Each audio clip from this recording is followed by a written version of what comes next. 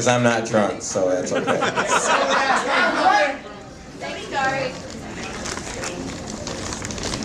Oh, we're gonna get this thing back. I'm not a hip hopper. I'm a hippity hopper.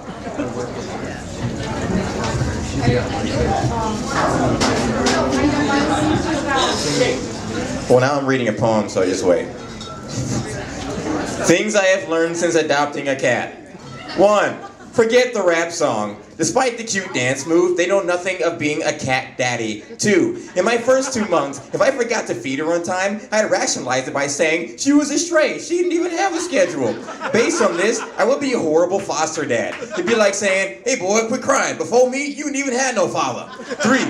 Forgiveness has a new layer of depth when she rips a hole in your favorite poster. They say forgiveness is a daily decision. I see that poster every day. 4. No one is a captious in a foxhole. 5. Regardless of how crazy your day was, when you come home to a cat, there is a consistency that glistens unbreakable. It is a skeletal frame that holds your evening together. It is a major chord promising a clean resolution. She lays down on schedule, a jazz drummer perfectly in time. She lies down as if she believes you will pet her, and you do. 6.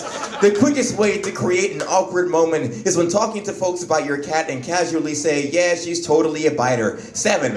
Evidently, if my kid ever got into a fight in school, in the principal's office, I would be a horrible dad. I know this because while I was upset when my cat attacked my roommate's dog, as if she were desperate for the return of her lunch money, as if she'd heard one too many jokes about her gap-toothed and nappy hair, the ferocity of her body filled me with a terrible pride. In the principal's office, I likely say, I know that kid didn't do anything, but no one fucks with my daughter. 8. I can predict the future. My cat will be fat. She has deemed it this way. She never stops looking for food, despite my protests of you just ate and stop acting homeless. She wants food the way I want music and will hunt for it till she dies. 9. It turns out you don't have to be middle-aged or female to be a crazy cat lady. There's really no other reason why I've begun talking in cat. I create songs written entirely in cat. I imagine every tragedy in the world being better if you were accompanied by a singing, dancing cat. 10. Indian music legend Ravi Shankar has died. But it's alright, because his soul was escorted to heaven by a hip-shaking cat. Her fur felt cloud-like, something celestial murmured in her eyes. Ravi Shankar spent his life being a cactus, but he's a believer now. 11. There are moments when you wonder which of us is the one with the soul, while she's dumb enough to think she can catch a laser pointer in her paws, and then wonders why and how it's mysteriously gone.